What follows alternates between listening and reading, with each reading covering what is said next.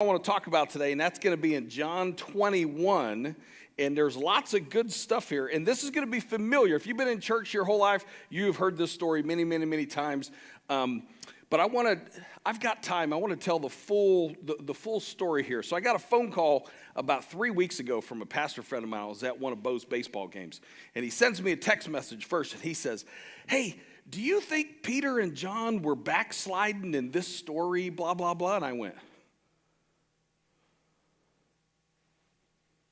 man, the game's about to start. Now I'm thinking about this stupid text message.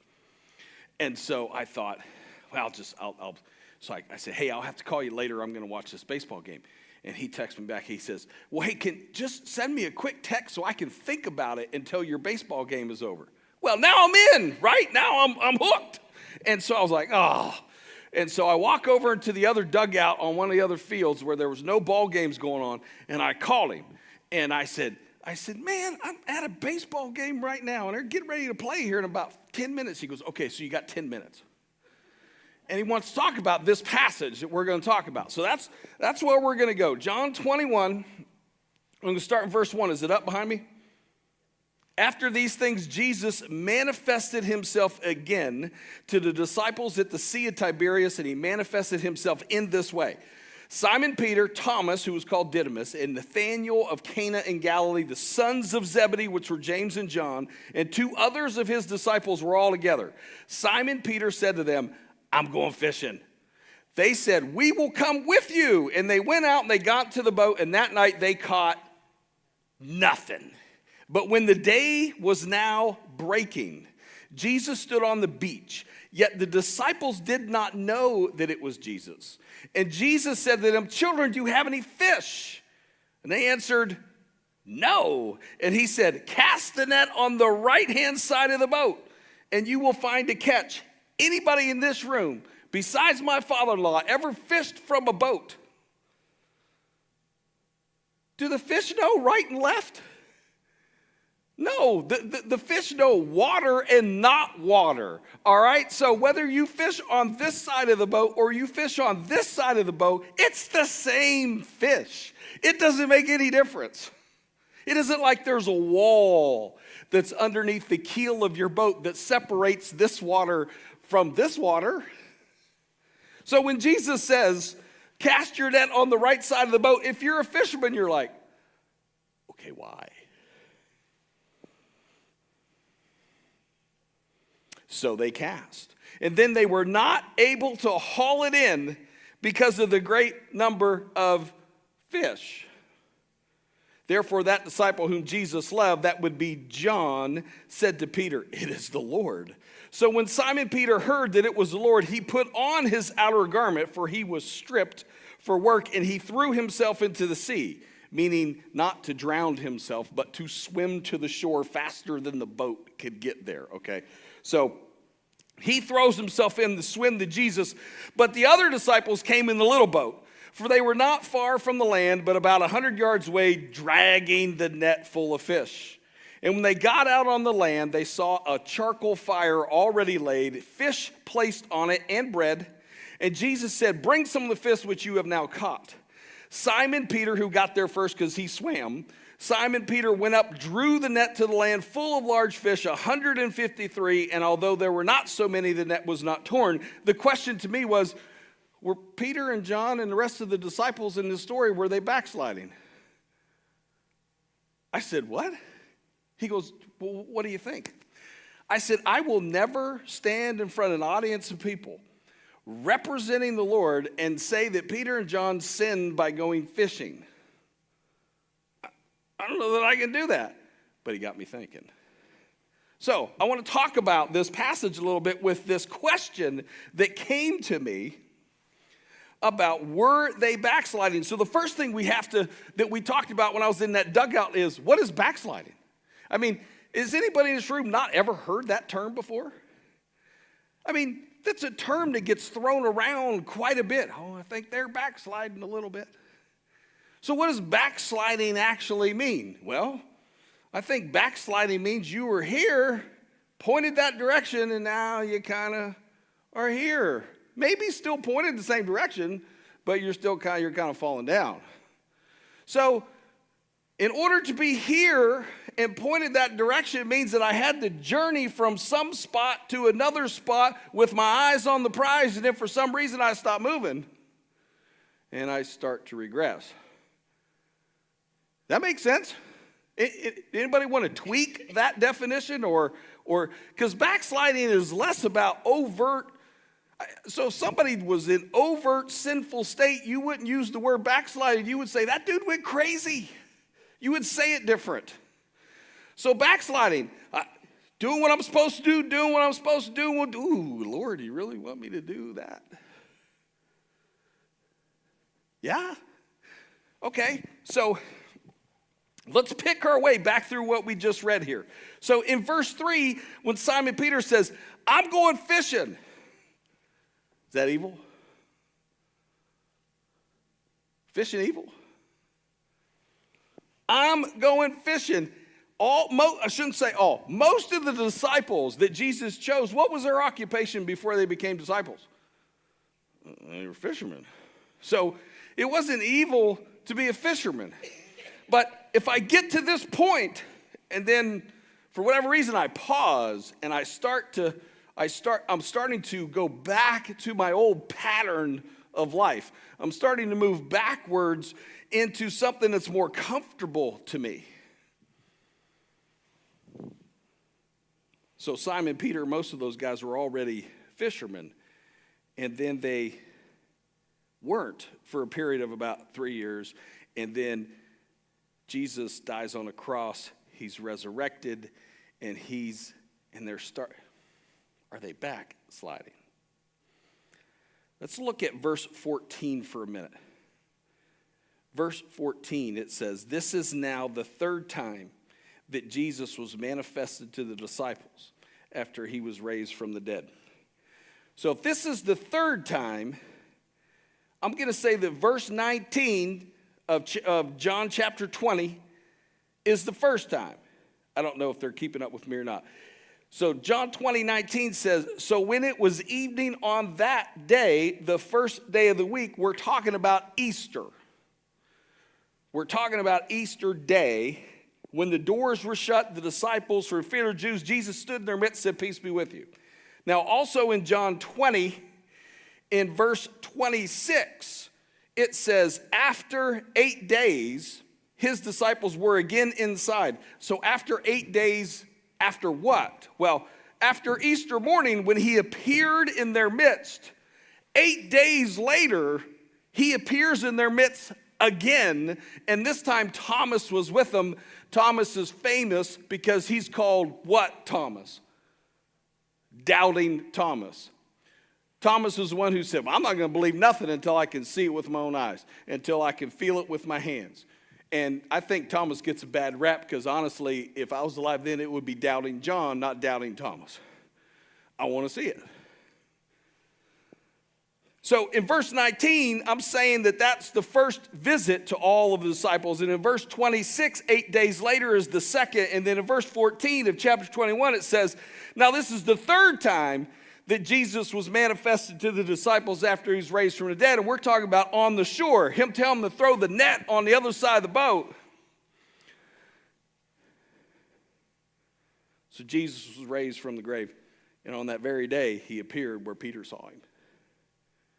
And then Peter didn't see him for a week.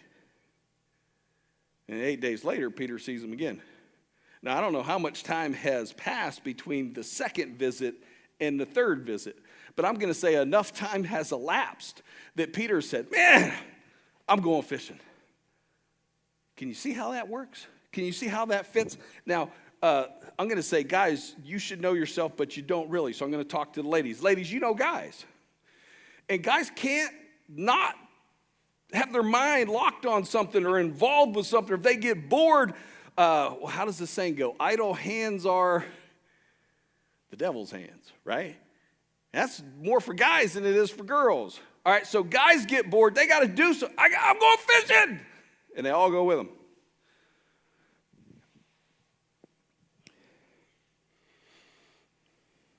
What's interesting about the fishing, they fished all night long. Were they fruitful? Did they have a catch? Did they have anything to sell at market? Did they have anything to eat breakfast? They caught nothing. Now, the Bible doesn't say this specifically, but since Jesus told them to cast the net on the right side, am I supposed to assume they only cast the net on the left side of the boat all night long?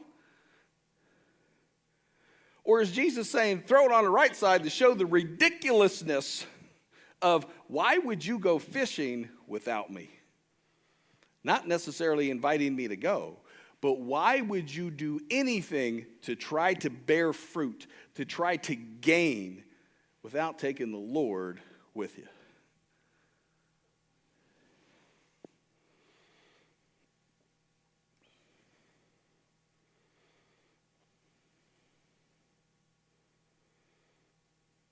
I think verse 9 is very interesting.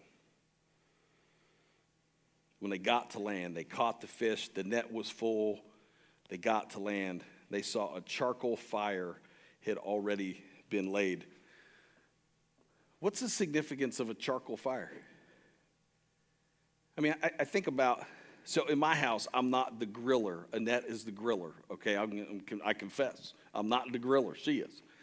And there's a difference between cooking over wood at the campfire and a charcoal fire and a propane fire and a smoker. I like all four of them. Look at me, right? I like all four of them, but they're inherently different, right?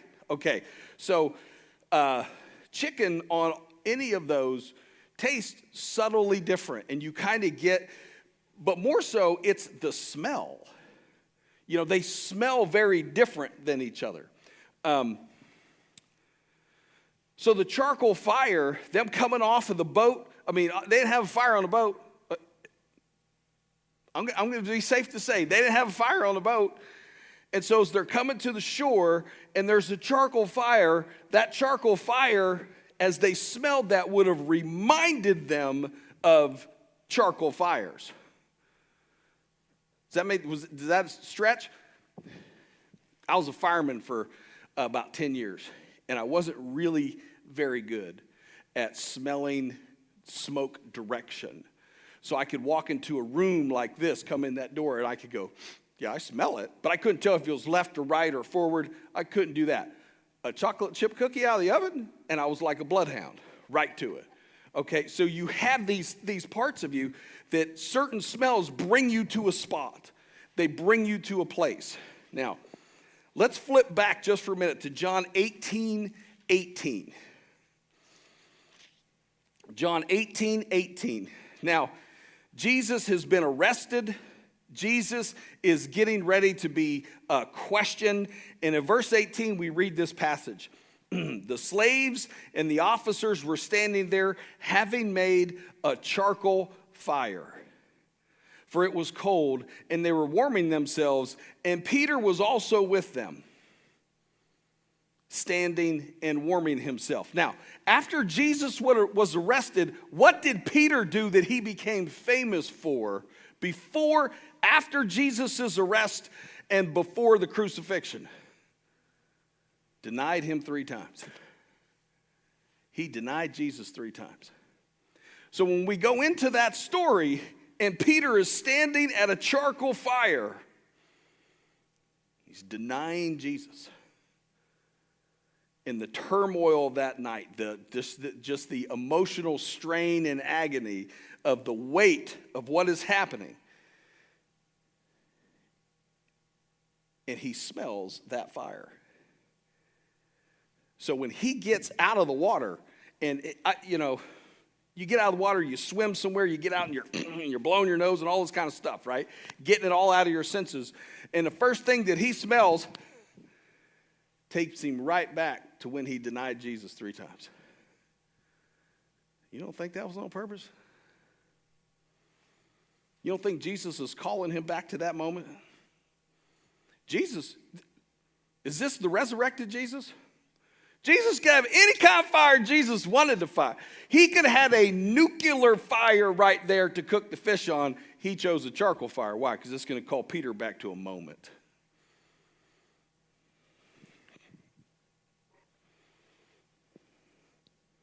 Peter said, I want to go fishing.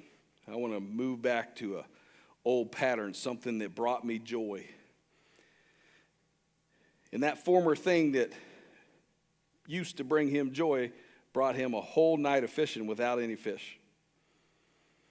Jesus shows up and makes a ridiculous statement. Cast your net on the other side of the boat. And they do.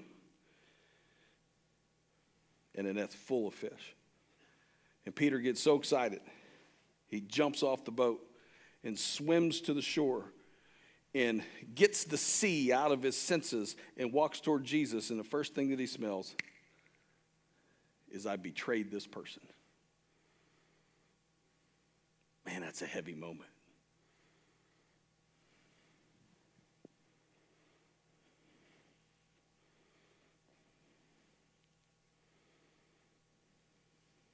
That's a heavy moment.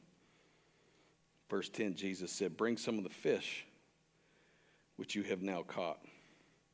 Which tells you that the others that were in the smaller boat were at the shore, and the net was still there and still had the fish in it. And it says that Simon Peter ran up and grabbed the net and pulled it all in by himself. Now, they couldn't get the net on the boat, all of them. But something about Peter's senses, Peter's intensity, Peter's being called back to a moment, and the Lord saying, some of the fish that you caught, let's eat. Peter had the strength to bring that net the rest of the way in. And then, like all fishermen, you count the fish, because the number of the fish is important. And not only the number of the fish, but the species of the fish is important. And whether they're hybrids, or whether they have one dot behind their eye or two dots behind their eye, or whether it's a black bass or a green bass or a yellow bass, all of these things are vastly important to a fisherman, because I'm sure there was a coffee shop somewhere in Jerusalem with other fishermen where they were going to sit down and talk about all these different fish that they caught. So what's significant about 153 fish?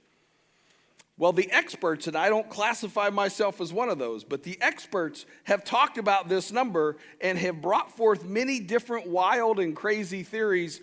But honestly, the one that seems to work the best is that 153 represented one of every species of fish that was in the Sea of Galilee.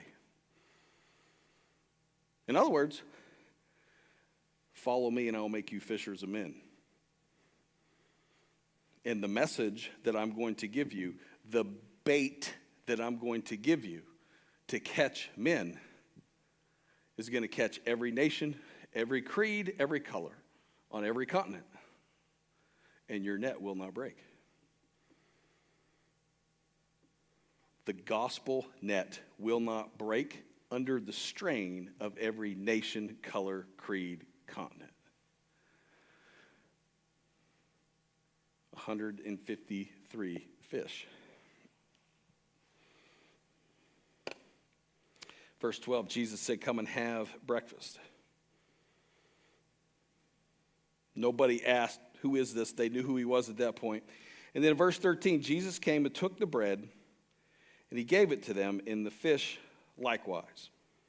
Now, I've read that verse many, many, many times. But today when I read it, something clicked, something different, something I had to think about that for a minute. I had to ask myself this question: is this the first time the disciples have seen Jesus with bread in one hand and fish in the other? No. So let's go over to Matthew 14. Matthew 14.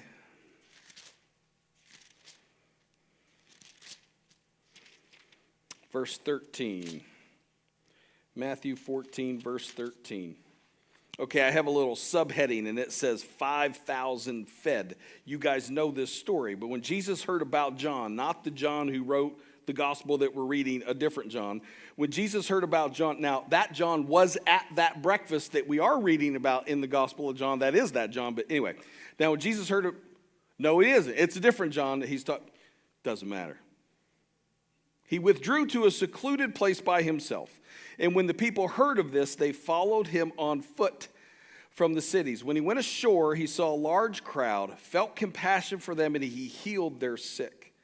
When it was evening, the disciples came to him and said, "This place is desolate, the hour is late. So send the crowds away that they may go into the villages and buy food for themselves." But Jesus said to them, "They do not need to go away. You give them something to eat." Did Jesus say, "Let me give them something to eat"? He says to the disciples, "You give them something to eat." They said, "We have here only 5 loaves and 2 fish." And he said, "Bring them here to me." Ordering the people to sit down on the grass, he took the loaves, he took the fish. Looking up toward heaven, he blessed the food, broke the loaves, and gave them to his disciples, and the disciples gave them to the crowds. Of course, you guys know this. And they all ate and were satisfied. They picked up what was left over of the broken pieces, and it was 12 full baskets.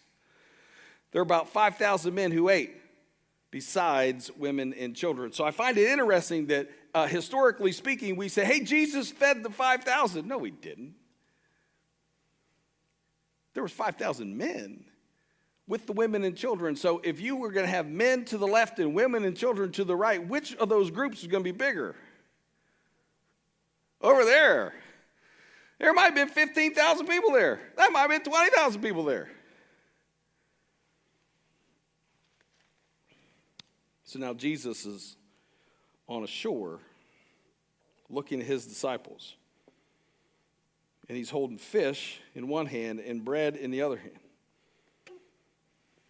And the last time they saw Jesus hold fish in one hand and bread in the other hand, they saw this multiply in this wonderful, miraculous way that they can't explain. They saw the abundance of what it means to be connected to the one who would be king.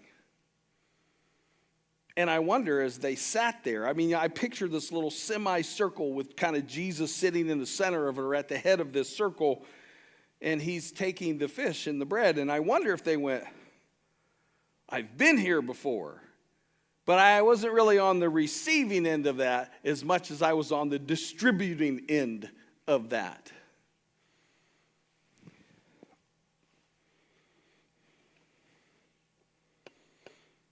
Then the author, John, takes the time to say this is the 3rd time that Jesus was manifested to the disciples. And I read all of this and talk about all of this under the context of the question that I received when I was standing in the dugout trying to watch the baseball game. Were they backsliding? And Jesus shows up to keep them from falling too far down that hill? Well, what they intended to go do was unfruitful. They didn't catch any fish until they obeyed Jesus' commands, as ridiculous as they were, and then they were fruitful. And then when they came to the shore, the chief leader among them, the one who betrayed Jesus 3 times, was instantly taken back to that moment by the smell of a charcoal fire. And even the number of the fish they caught was symbolic. And then they're seated with Jesus as he holds bread and he holds fish. And they couldn't have been in that circle and not understand the miracles that had taken place prior to Jesus' crucifixion, the miracles of abundance. If they were backsliding, Jesus came to rescue them from that backsliding. Then in verse 15, when they had finished the breakfast, Jesus said to Simon Peter, "Simon, son of John, do you love me more than these?" And he said, "Yes, Lord, you know that I love you." And he said, "Tend my lambs." And he said to him a second time, "Simon, son of John, do you love me?" And he said to him, "Yes, Lord, you know that I love you." And he said to him, "Shepherd my sheep." He said to him the 3rd time, "Simon, son of John, do you love me?" And Peter was grieved because he said to him the 3rd time, "Do you love me?" And he said, "Lord, you know all things. You know that I love you." Jesus said, "Tend my sheep." Now again, I have read those 3 verses many, many, many times. And what the author doesn't tell us is the frequency or the frequency, yes, 3 times, but the length of time between the questions. So he doesn't say, Jesus said, Jesus, son of John, do you love me? Jesus, son of John, do you love me? Or were there like other conversation that took place amongst them all, and then Jesus comes back to the, doesn't say. But whether it was, or whether there was time around that, by the 3rd time, Peter was the most grieved. He was the most taken aback. He was the most exasperated by the question because it was the 3rd time Jesus asked the question.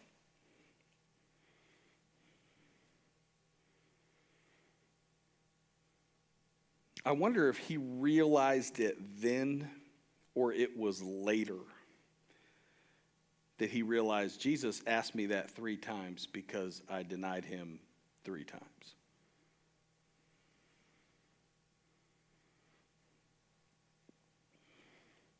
Whether they were backsliding or not, I don't know. I don't know. But I do understand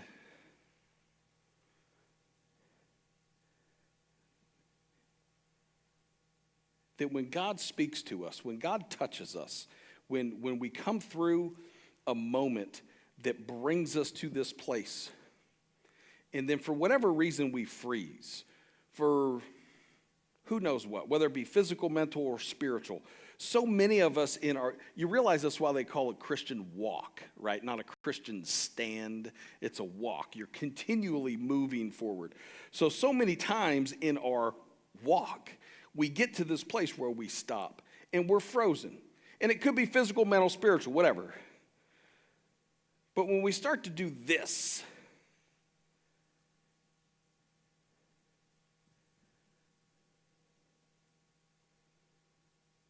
the Lord comes for us. He doesn't want us to go backwards. I could speak of time and time and time in my life where, man, I was like smelling that chocolate chip cookie. I was on the hunt, right? And I got to this place, and then there was something I was like, whoa. Whew, I don't know if I'm Christian enough to do that, to go there. And I would be froze for a while, and then next, and it never failed. Somehow, some way, he would come for me. Somehow, some way. And so in this story, what we see in the restoration of Peter, the 3 questions, the 3 answers, and the 3 directions, we have the remedy against backsliding. And the remedy against backsliding is to love Jesus. Now let me connect it, because that's like, yeah, heck yeah, and you run out in the parking lot with sharpened pitchforks and torches out there into the night, and you didn't get it. So hold on. Yeah, it's to love Jesus. Jesus said, tend my sheep. He said, shepherd my lambs. Who are the sheep and who are the lambs? Are they just the people that walk through those doors? Now, this is one of those moments where I'm on this side of the pulpit and I've got this silly looking dress on, all right? So I look official. But let me come over there for a minute. I'm going to sit over here. We're going to have a conversation with the Lord. All right, Lord, I went to school and stuff. So what about the rest of us? How do we shepherd your sheep? How do we tend who are your sheep and who are your lambs?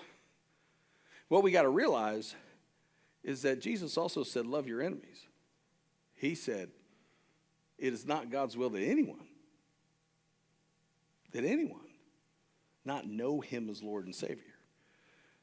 So when he's asking Peter to tend his sheep and to shepherd his lambs, he's also asking us, you love everybody. And that is the tending of the sheep. That is the shepherding of the lamb. So whether you have a silly dress and a funny looking collar or not is not the point. You can have a Raiders hat on, for that matter, and still shepherd the sheep and tend the lambs, because the remedy against backsliding is to love.